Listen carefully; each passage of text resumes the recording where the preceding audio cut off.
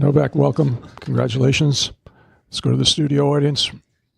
One question only, no follow-ups. Raise your hands. Richard. Congrats on the win, Novak.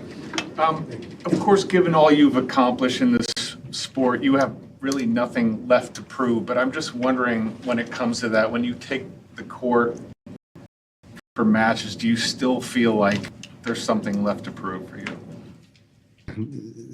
There is always something to prove once you step out on the court, which is that you're still able to win a tennis match. I think it just is a question of perspective. Obviously,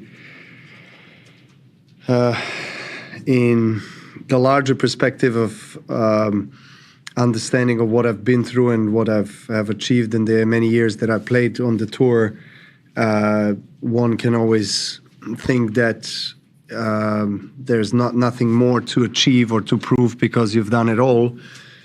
But it's quite relative. It's quite individual the way you see it. But in a short-term type of mindset and perspective, it's really about trying to make the most out of that day and win a tennis match, find a way to win.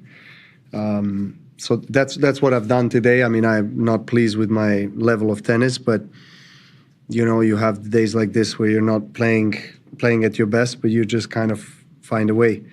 Not to get too philosophical about it, but I still love the feeling of competition, the drive that I feel on the court. I get really hard on myself a lot of the times because I expect myself to play always at the highest level, which is obviously not always possible. But I still have desire to compete with the young guys, and otherwise I wouldn't be here playing. Simon. How are you finding the courts this year, particularly Ash and the balls? Because I ask partly because whenever you ask a player or different players, they all have different opinions about the court speed and the balls. In relation to what, last year or just in general? Or yes. I mean, look, I think that the court speed, I can't recall actually what was the year when it changed, when it started being slightly quicker than what it used to be. But it's been now pretty much the same speed for some years back. But I think it's the balls that are different. Whether it's the rubber, whether it's the fluff, whether it's, I don't know what it is, but it is different or was different. But I've been hearing that a lot of the players think that finally there's some consistency with the balls that they've used in the US Open Series tournaments coming into US Open and US Open. They say that most of the players that I've spoken to, they say that now, they're almost the same pretty much. So that's good to hear. And we can instantly see less injuries with the joints, obviously, that we've seen. There was an unfortunate trend of the injuries, I think, was it last year or 2 years ago. So, I mean, that has to be obviously taken seriously and, to make sure that there's no big fluctuation in terms of the quality of the balls. And as I understood, there's like maybe 2 or 3 factories in China that produce pretty much all the balls for all the brands and tournaments. So yeah, if anything changes in that production chain, obviously you can feel it. And also it's, I think, a question of storage, How long is it in storage for, whether it deflates and loses its pressure inside? It's quite, it's a sensitive thing, so you have to kind of, approach it seriously. Howard. Thinking about that jacket of yours with the 4 Grand Slam tournaments marked on there, there aren't a lot of you who have won all of them. What do you see as the significance of having a career Grand Slam? And do you recall at what point for you it was something you thought about and wanted to achieve before doing so in 2016 in Paris? Well, I didn't dream of that when I was a kid. When I was a kid, I was dreaming of playing and winning Wimbledon. All the rest, historic achievements that I have achieved really came to my mind as a possibility, including to complete the slam only when I was already on the tour, quite a few years.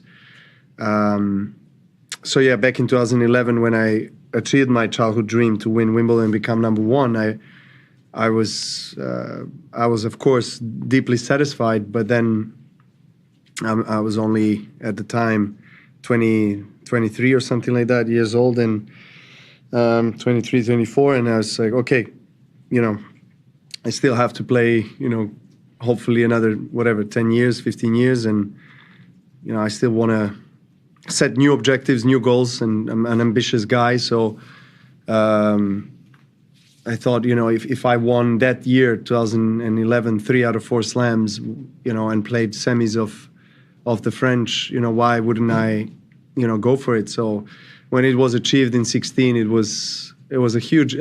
Most of all, it was a relief for me, because I primarily I have put so much pressure on myself primarily, and then of course there's always expectations of the people around. Is this the year? And it's over and over again.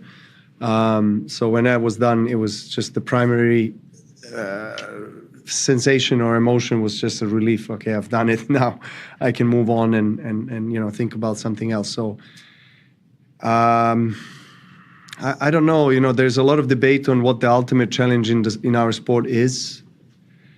From my experience in my career, I would say probably the top 2 things would be, winning the career slam or golden slam, including the golden medal at the Olympics, and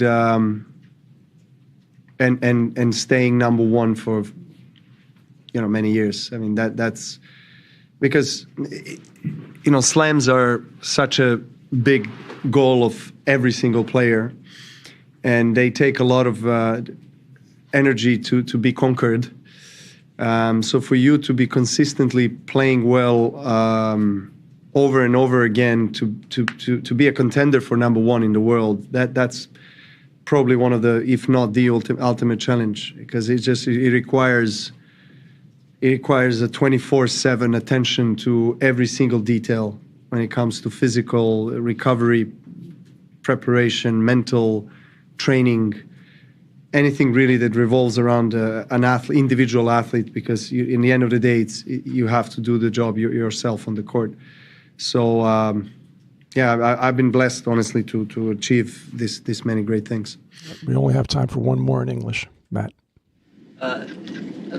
Well done today. I'm sort of curious how you're actually feeling out there on the court psychologically, because watching you, and I think a lot of us who have watched you a lot, are a little baffled. You don't seem to have a lot of joy out there in the last couple of days. Yeah. Maybe it's and you've talked about trying to find your motivation. Right. You're giving up a little bit of a strange It's energy. it's not a motivation thing. It's just like me a bit frustrated with my game, and then I kind of like go through stuff eternally that you don't want to know to details what I'm going through and telling myself. But yeah, it's just I'm just trying to be locked in, just trying to solve the riddle once I'm on the court. It's not like I'm not finding joy on the court competing. I enjoy competing, but I don't enjoy not playing well. So I put extra pressure on myself and my team to be better the next day, the next match. So yeah, today was a little bit of a struggle to find that rhythm. That's why maybe you haven't seen me be so pumped after winning points and stuff, but I'll make sure I'll fist pump just